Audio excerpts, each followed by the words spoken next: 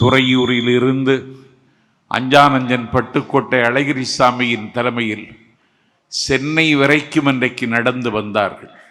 பாலோடு நேர்தமிழும் பைந்தமிழ் மாக்களும் ஆளோடு வேறென்றறிந்திருந்தும் ஆள வந்தார் மேலோடு பேசிவிடுவரேன் அவ்வாட்சி சாலோடு நீர் என்று கூவிடுவாய் கருங்குயிலே என்று இளைஞர் துடிக்கின்றார். தமிழின் நிலை எண்ணி கிளைஞர் அடைகின்ற கேடுபறார்.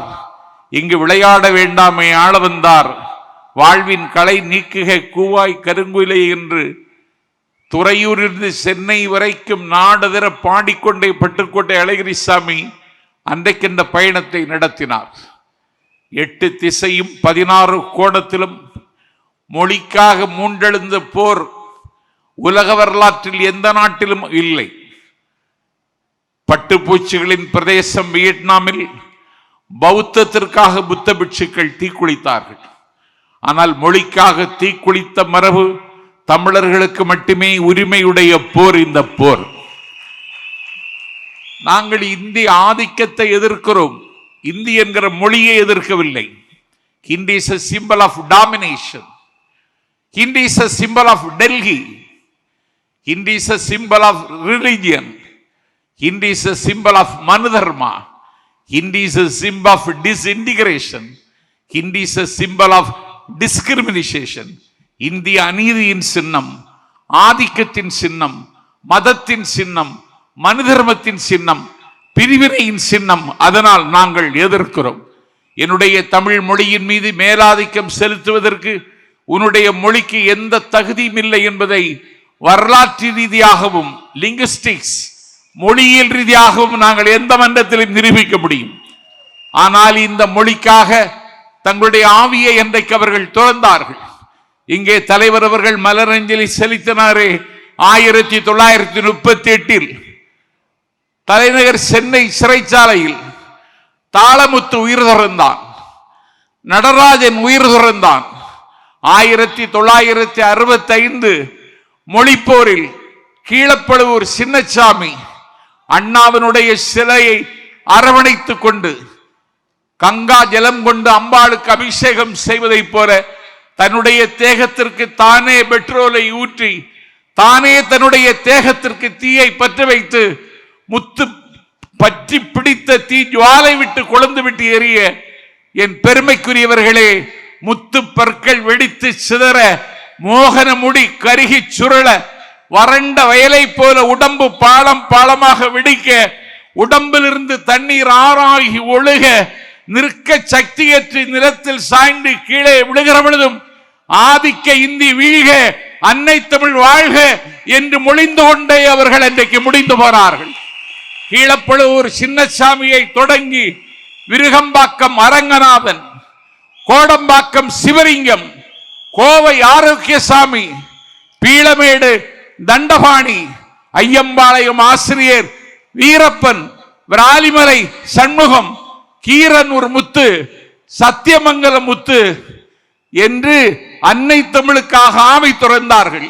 மண்ணெல்லாம் வீரம் பேசும், மலர்களெல்லாம் தமிழாய் மாறும், பெண்ணெல்லாம் பொய்யாய் சீரும் சிவகங்கை சீமையில் பிறந்து கலை தேடுவதற்காக சிதம்பரத்திற்கு அண்ணாமலை பல்கலைக்கழகத்திற்கு படிக்க வந்த மாணவன் இந்தியாதிக்க எதிர்ப்பு ஊர்வலத்தில் அவன் நடைபோட்டு பட்டாள நடைபோட்டு வருகிற பொழுது அவனை சுடுவதற்கு காக்கி சட்டை அணிந்த காண்டா மிருகங்கள் துப்பாக்கி எடுத்து சுடுவதற்கு குறிபார்த்த பொழுது பட்டனை திறந்து சுடு, ஆசை தீர சுடு என்று மார்பை காட்டி குண்டை மார்பில் வாங்கி மரித்து போனான் மாணவன் சிவகங்கை ராஜேந்திரன். நஞ்சறிந்தி செத்தான் மாயவரம் சாரங்கபாணி.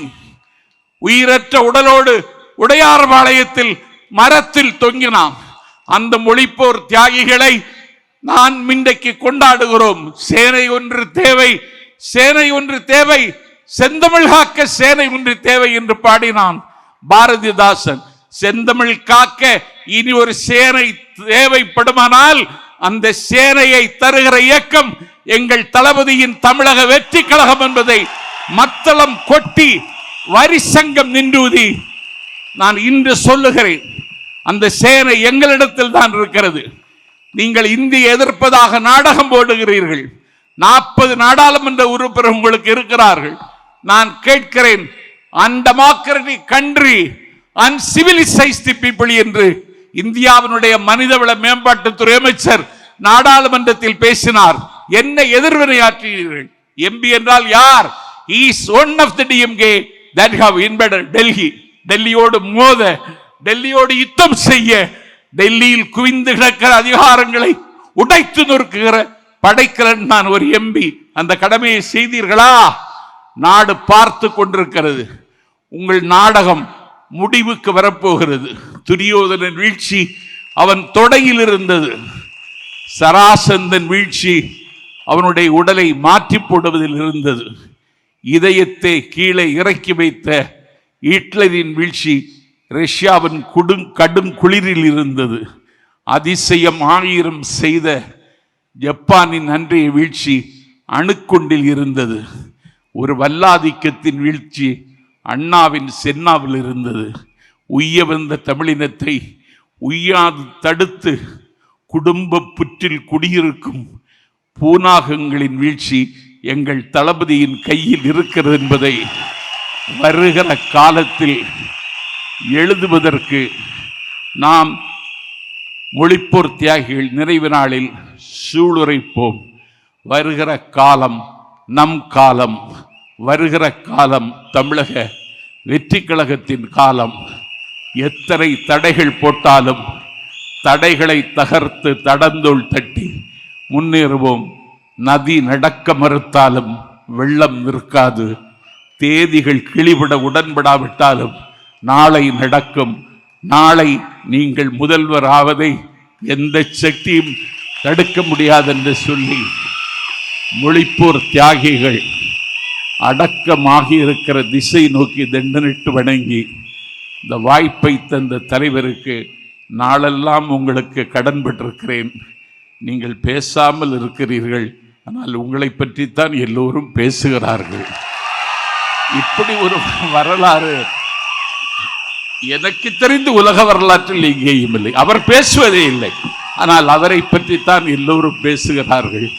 கானப்பறவையின் கலகலை என்று சொல்லக்கூடிய ஓசையும், தயிர் கடையர் பொழுது வருகிற மத்து ஓசையும், மதகை உடைத்து கொண்டு வருகிற தண்ணீரின் ஓசையும், உழவன் பாடுகிற அந்த ஓசையும், ஆலயமணியின் ஓசையும், எல்லா ஓசையும் விட இப்பொழுது நல்ல ஓசை விசில் ஓசை.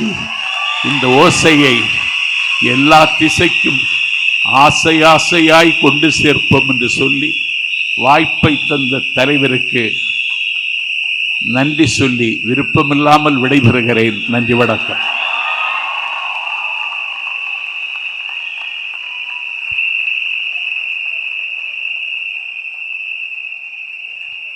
நாஞ்சில் நயாகராவிற்கு ஒரு நன்றியை நாங்கள் நதி போல தருகிறோம். எடுத்துக் கொள்ளுங்கள் அண்ணா.